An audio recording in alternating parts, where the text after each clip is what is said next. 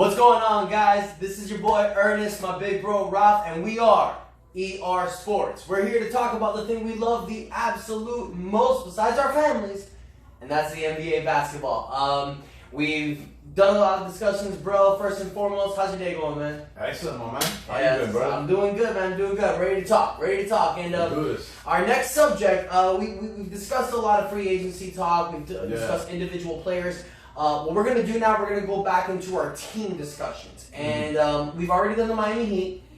This time we're going to go ahead and talk about the Houston Rockets. The Houston Rockets, they got a lot of drama going on right now. They got a lot of controversy going on. As we heard last week, the general manager, Daryl Morey, basically is having this huge fire sale. He's going outside of his house. He's putting a garage sale stamp. He's outside with just seriously a little trench coat. It's just him. He's sitting down, picking his belly button, and he's throwing all of his players on sale except for James Harden. Obviously, you're not gonna throw the diamond. The only person that's been involved in any type of talks is Chris Paul. A couple teams that they're trying to throw feelers for. But dude, I think this is them hitting the panic button for absolutely no reason. Yeah. You know, they went to Game 7 with Golden State in the 2018 playoffs. It didn't go well for them this year. They lost to Golden State in 6 games in the second round. They didn't even have Kevin Durant. So Daryl Morey is definitely hitting that panic button. What do you think, bro? You think this is a little bit too soon to do this, or do you think he's on the right track? So I understand Daryl Morey's frustration. You know, Daryl Morey, he strives for only one thing: winning a championship. Yeah. And talk about a team that's come so close, my man. You know, you talk about that playoff series last year against Golden State. You know, Chris Paul goes down. If he doesn't go down, who knows what happened, man? They were up 3-2 in that series. Yeah. And then Game 7 last year, they missed, what was the total? I think it was like over 15. Over 20. Three-point shots. Yeah. It might even be even more. I mean, if I apologize, we won't get the number.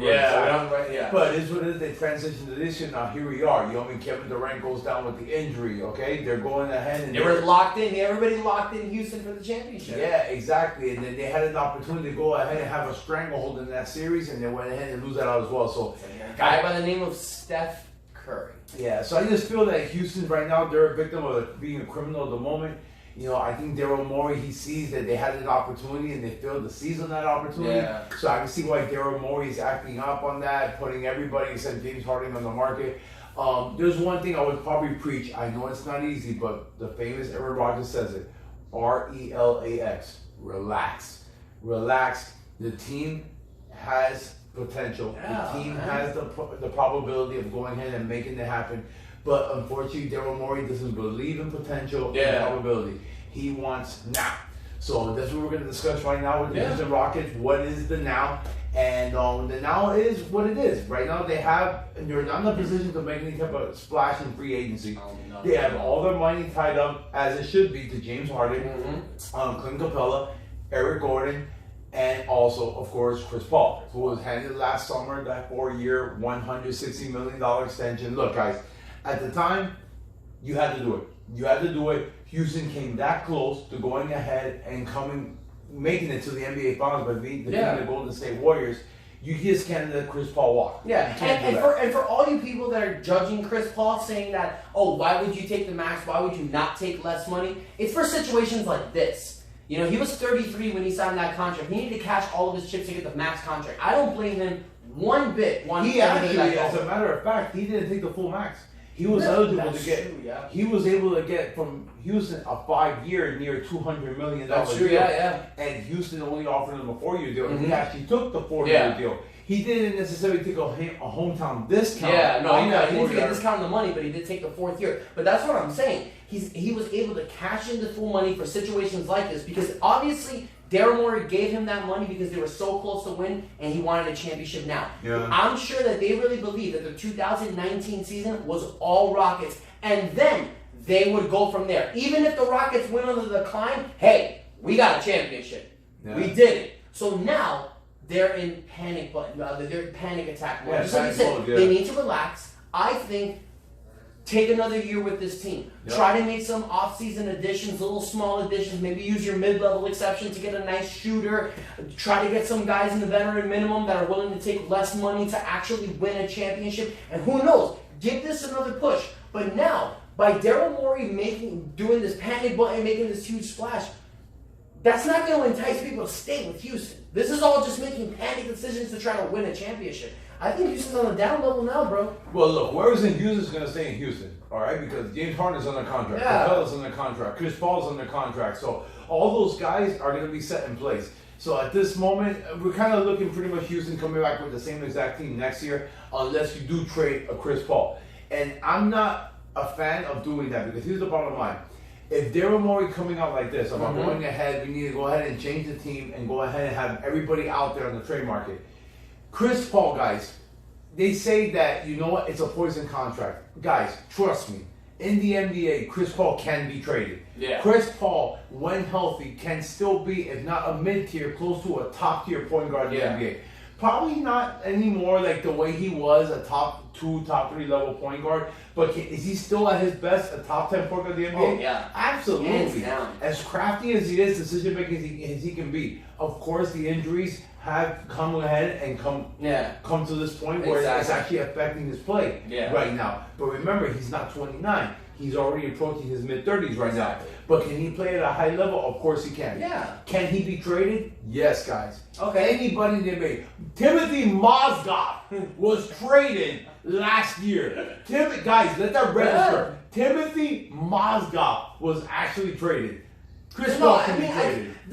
I don't think the people or myself is that Chris Paul cannot be traded. It's what is the point? You pushed in all your chips for this guy. You really feel that you could win the championship with these guys, and like you putting all your chips in, go for it. But Daryl Morey is seeing right now, it's not happening. Yeah, it's not happening. Of course, I'm on board with you. Give it one more year. See what happens with Golden State this summer. What if Kevin Durant does leave? Exactly. What if DeMarcus Cousins? Well, it's not if. DeMarcus Cousins more likely will not be back with Golden State, especially after they re-sign Klay Thompson. Yeah. And you got Stephen Curry's contract. But it's true. Yeah, absolutely. So I think Houston should give it one more year. Because here's the problem, guys. I just mentioned a few seconds ago. Chris Paul can be traded now. Can that be a trade that will make your team better? The answer is no. They're not going to go ahead and bring Chris Paul and bring a player who is as impactful, if not more, on the basketball court that Chris Paul can be. You're not trading Chris Paul for a Paul George or something like that. That ain't happening. So bottom line is this, guys. Can Chris Paul be traded? Yes. Like, for example, I can see Chris Paul being traded to a team that needs to go ahead and have some star power on there. That could be, like, let's say, for example, a Phoenix team. A Phoenix team that says, I'm not throwing wild cards here, guys. I'm saving that for later. But let's say for a Phoenix team who's creating some type of veteran leadership, who has all these young pieces, all this cap space, but nobody will sign with Phoenix. Gotcha. They can make a trade. However, can they make a trade with Phoenix that will make the Houston Rockets better next season? No. So if you're trading Chris Paul right now, it's more of a sense of for salary cap relief. Yeah. Which even after trading Chris Paul, you're not really putting yourself in a position to go after a max free agent guy like Kevin Durant or Kawhi Leonard because you're still locked in with James Harden, with Clint Capella, who just got recently extended. You still got Eric Gordon, you got PJ Tucker. You got a lot of pieces there and a lot of high salary cap numbers. So bottom line is this. My opinion, guys, I would say Houston, stand pat. Stand pat. Stick with this team.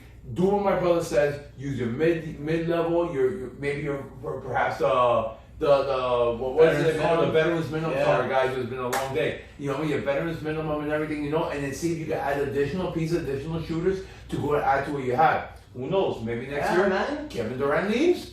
Yeah, and then you always have those mid-season pickups. Like, they got Nene during the middle of the season. Exactly. So you can always make your team better. Now, obviously, you and I, we agree. He should stay with the Houston Rockets. But this show, we talk about possibilities. And there are a couple possibilities out there. There are a couple little buzzes that we've heard. Obviously, we don't think he should leave the Rockets. Now, I don't think they don't have much value for trades. Yeah, you can trade Chris Paul, but they don't have any draft picks. So you can't attach a draft pick and make the offer sweeter. So you got to go with just a salary cap effect. So from the rumors mill, from what I've heard, there's 3 teams that have contacted the Rockets with interest. First, the Lakers. The Lakers, they're calling everybody, bro. LeBron's calling everybody. He's trying to make the team better. We know that. So the Lakers are a possibility. Another team is our Miami Heat.